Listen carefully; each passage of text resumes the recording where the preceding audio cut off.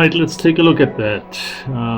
We are going to install this new Watercolor FX plugin. It's an add-on or a plugin, and as such, when you get it delivered, it's a separate file that you need to install into the folder where your Project Dog Waffle Howler installation lives. So if you have Howler 2025, you will want to know where you installed it.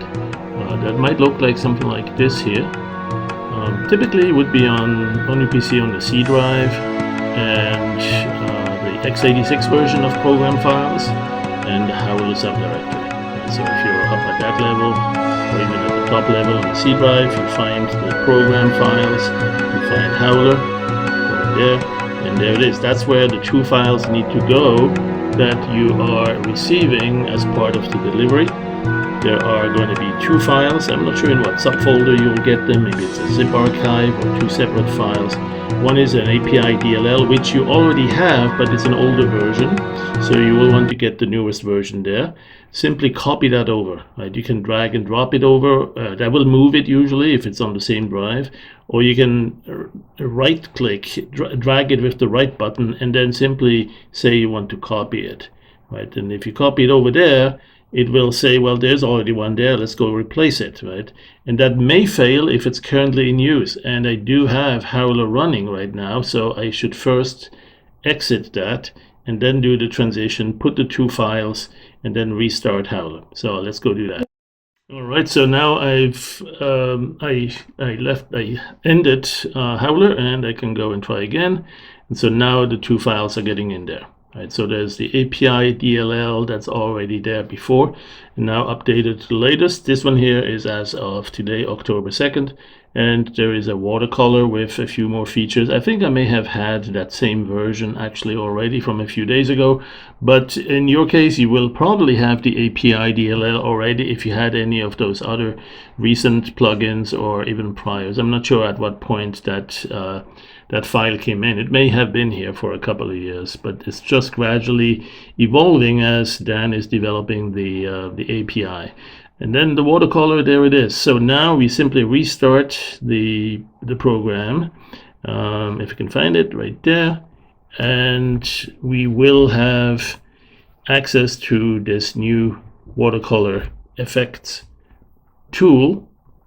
And let's see how we go about that. So its file is named to be a filter under plugins. So go to all plugins, filters, and you will see near the bottom, there it is, at the bottom you'll see watercolor. Click that, and so what it does is it opens its own, it's a program within a program essentially, right? So you have a paint program here that's meant to be particularly focused on liquid watercolor effects, and to see that, you see how it's flowing, and you can grab other colors, click those. Okay, but there's more to that, right? And one of the things you can see, there's a bunch of parameters here, and that's to change the size of the brush, make it a little bit smaller. And then you also can make it really big. Yeah, that's very big. and so it makes for really fascinating, you know, the great red spot on Jupiter, some turbulent stuff. And let's go back to some more reasonable. So there's the size, there's the surface detail. Oh, there's a little typo there, surface. It should be probably surface detail. Probably will be fixed in a future version here. Surface detail is like how rough the paper texture will appear, or something like that, right? So you see, or how detailed the surface is interacting with the flow. And let's see what happens if we make it super big. Yeah, you do see a little bit more of the paper texture maybe. I don't know. I'll have to explore that and ask Dan what else exactly is happening here. I don't know that we have tooltips for these. So there's probably a missing some extra documentation that would be very useful. But in the meantime, let's just have fun and explore. There's the water spread.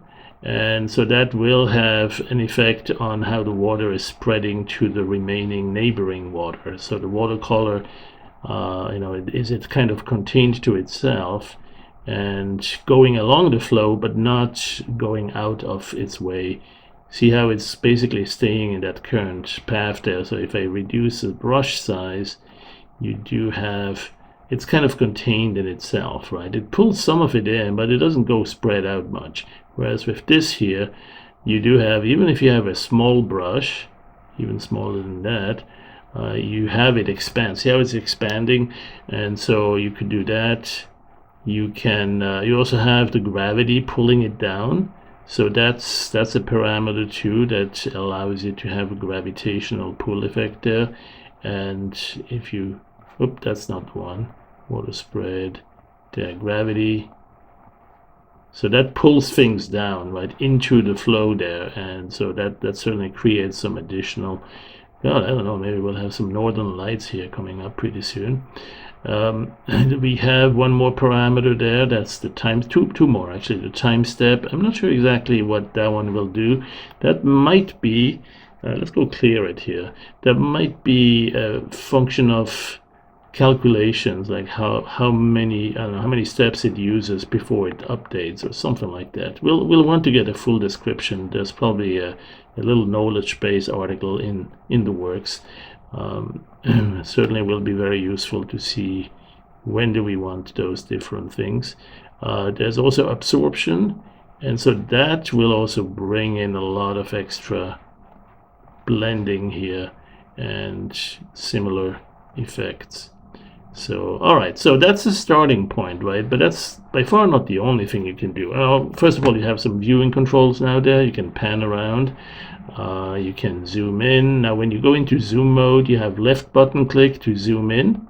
Do that a couple of times, and you keep zooming in, and then right button to zoom back out. And if you want to fit it back to the original, you do that. You can clear it and just have fun painting some more. Or not, it depends on the settings here. Oh, we need to be in brush mode, of course. Silly me. Okay, so we have that. Let's see what else. Oh yeah, we start with an existing image. That's another one that's pretty neat. And that's if you already have an image in Howler. So over here, it's blank right now. But you could pull it in. In fact, that's one way to clear it, is to actually pull in the one here. You see import from Howler, and when you're done, you can send it back to export to Howler. So import will take that existing blank image and put it in there. And it may be a different size now, right? So you have perhaps some extra margins you can scroll through. I don't know if you can make that window bigger or if it's zooming it that way. But you can certainly zoom out. Let's go zoom, right button to go out. So you can certainly get to a point where you see the whole canvas there too. Now, once you've done that, okay, let's see what we can do when we actually have an image already out there. So I'm going to start by closing this one, and I'm going to put something in here. Let's go with the text tool. Why not, since this is the watercolor FX. Let's go make it a little bit bigger. Let's select the font to be way bigger, something like this. We'll want to get bold and something like that. Okay, maybe we need it also centered. There's a centering it. This is the one by each line to its own now. In the past, I don't know if it was always that way, but that's kind of new thing. You can have some of them can be centered, some of them left justified, right justified, and so on. Okay, and so let's go apply that text. So now we have this. Let's go store that. We'll want to keep it handy in case we need to experiment. But anyway, this is now a starting point. You might even add some other things like stylize it, or I don't know, some 3D transforms or whatever. Maybe some rendering some grids on top of that, or brick texture. Let's do that, and then multiply this one to it. Combine by multiply. So now you have that black text from this image go over the brick texture. Okay, so we have that, and now it's time to add the watercolor effect. So let's go to Filter, All Plugins, Filters, and Watercolors. Now initially it just brings it up with a plain blank image. You need to pull it in. If you want this one from the Howler buffer, you want that image in, you pull it in, import from Howler. And there we are. Now you can make this a little bit bigger if you want to get the full extent of the view here, but you can also, as we saw, zoom out. Right button to zoom out a little bit. There's a little bit of an offset down at the top here because of the extra space taken by the interface. We can certainly zoom out there a little bit more. All right, but you know, it's fine even if you're zoomed in. You don't have to see it all. Let's go and do a little bit of painting here. I'm going to take the white color here, which is going to be very transparent. I need to go back to the brush mode and then here, so there you go. So you can do all sorts of funky stuff with that. Look at the brick also, if you spin it around like that, right? So it's deforming the whole image there. So now, that said, I haven't really had much experience beyond that, just having a little bit of fun with that. Surface detail, water spread, gravity, increase those things and see what happens. Find out if you find that to be useful. And if you want to go back to the image that we had here, it's still there. You can just pull it back in and start over with that, right? So let's say we want to do just a little Z like Zorro, boom, boom, boom, boom. There you go. And this one has a lot of spread. This one, the water spread. Right, so let's say we didn't want that. You could say that's sort of an undo level. You don't really undo in the plugin. You simply pull back the original that's still unmodified in Howler. Let's say we want a much smaller brush and also with much less water spread. See, a little bit.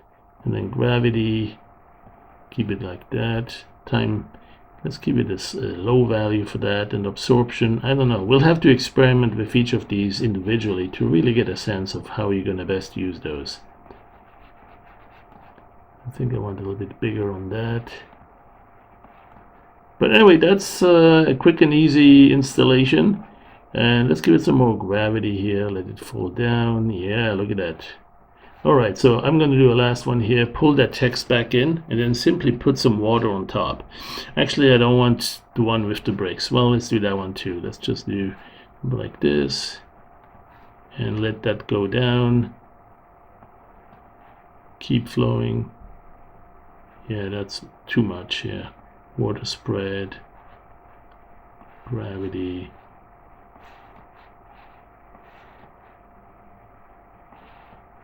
Anyway, you'll see, you'll experiment with that. You'll probably find that you can spend hours having real fun with that. So thanks for watching, and do share your creations there that you have as you're exploring. If you find some interesting settings and some interesting effects resulting from that, we'd love to see that. And let us see it, share it. Thank you very much. There's one more that I wanted to point out, and that is you can send it back to Howler, of course, right? You don't want to lose that. So, I mean, you could do a screen capture or something, but let's say we start with that image again. And this one is, again, the one with the watercolor and the brick patterns. And let's say we do find something funny to do with that or something we like. Let's go maybe with yellow. And I don't know what values we should have. Maybe there's a need for a reset to default or something like that. This is still a relatively young app, so we'll see probably a lot of new features coming over time. Let's say we want this, and then you want to store it. So you can keep it. I'd go right here, export to Howler, and that's it. And now you should see it right there. Now, ideally, you'd be capturing an animation that way if you want to see it flow as an animation, and you can do this manually. Maybe in the future we'll do this with a button, but at this time, if you do that, let's say you have an animation over here, you can well, the plugin is running, so I don't know that we can actually interact with this. Well, the menus are still good. So let's say we do animation and we create, let's do just 5 or 6 of them. So we have a little animation, and we're going to start here and add, let's say, blue, and do that. No, we need a more opaque, bigger, and how do we do? Maybe less gravity. And time step, a little bit reduce, water spread. All right, so let's say we want to keep that and keep animating. So go here, and that's on the first frame. Now you take the next frame, and as it keeps animating, either you keep painting here or it just keeps flowing and animating with gravity and spread and other things. And you want to keep recording that. Do this, capture this, go to the next one, capture this, go to the next one, capture this, go to the next one. So you can at least manually capture some of them if you're looking to turn that into an animation. So then you can close, and now you have a little sequence here. And of course you could use motion estimated interpolation or some other techniques to slow it down, to create some frames in between. But most importantly, you can turn this into an animated brush. For example, if you wanted just the blue part, you could key to the white and red. Let's say you want to keep something like this part here, right? So with the selection mask, something like that, you might want to crop to that selection first of all. There it is from the image menu, and so now you see that, and maybe we don't need that first one. Let's get rid of that. So we have just 5 here, and let's store that because that might be a useful little bit to come back to. I don't know where it went. It seemed to have it off screen at the moment, but that's okay. What we need is now to pick it up as a custom brush. So we'll go to the custom brush selection tool and pick it up like this. We make sure you're at the first frame, and then you go with the Alt key, press the Alt key down, and that will collect the whole thing. Now I guess I didn't do that right. Maybe I was on the last frame. So let's go to the first frame, and then custom brush selector, that's this one here, and select the whole thing or even just a portion of it. With the Alt key pressed, hold the Alt key down, and there you go. Now it went and picked it all up, but it still has the pink color there too, so we can key to that, and that's with the same button but the right button on that. Click the right button so you can now key to that color, right? And that's one of the techniques. There's a couple of other techniques by which you could eliminate this pink color to make it transparent, and then you have a clearer definition of just keeping the blue. You could also select the blue and then invert the selection. That might be another technique at times. So in fact, let's do that. Let's try that. Let's do this. Select the red. There's a little bit of transparency here. So let's do that. And now we should store that brush. So we have a little snapshot. You can see the film strip. They're all using that transparency, and let's see if we can go to the brush and transparency invert. There should be an inversion capability. Invert transparency actually right here outside of the sub menu, and so now we have it. We need to store the new one, and there it is. So now the blue is opaque and the pink is transparent, right? And it does that across the entire frame sequence. So now you have a brush with an animation in it. That's this flowing. It's very subtle. You can't really see it too much in this example, but it is a changing image sequence in a brush there. All right, just a start to give you some ideas of some crazy, funky stuff you can do with this, and I hope you'll have fun. Thank you very much. I forgot this was not the last version. Here's the latest version. That's from October 2nd, actually. It did not get updated to me. So there is one more option here. Let's talk about the other options. This one here is the color palette. So there's a couple of great artists' color palette inspired by some of the big names of watercolor. And you might find that useful if you want to paint in similar tones, right? So that's one thing. The other thing is that you have the option to either send it back and forth to and from Dog Waffle or Howler. So this one here will grab it, and then if you do something with it and then you want to send it back here, now it's over here. We've seen that, and you can do that into the different frames of an animation if you so desire. But there's also another option now, which is to copy to clipboard. So now you have it in the clipboard, which means you can paste it just about anywhere else, right? So for example, if you have I don't know, earphone view, favorite image viewer, there it is. You Control V to paste it there, and there it is. So you have lots of options here to work with this. Even though it's inside or as a plugin of Howler, you can certainly also send the image to somewhere else. And if you start with something that came from somewhere else, you can possibly get it first into Howler, and that would be from the image clipboard right there, and paste new image, and then put that back into the watercolor FX right here, and there it is. All right, so that's that little update, and there probably might be more coming because we have a little typos. Water spread is, oh, actually, no, surface, there, that one, surface detail, one more little typo here. There's always something, not a critical showstopper here, but hopefully you'll have fun either way, and go for it.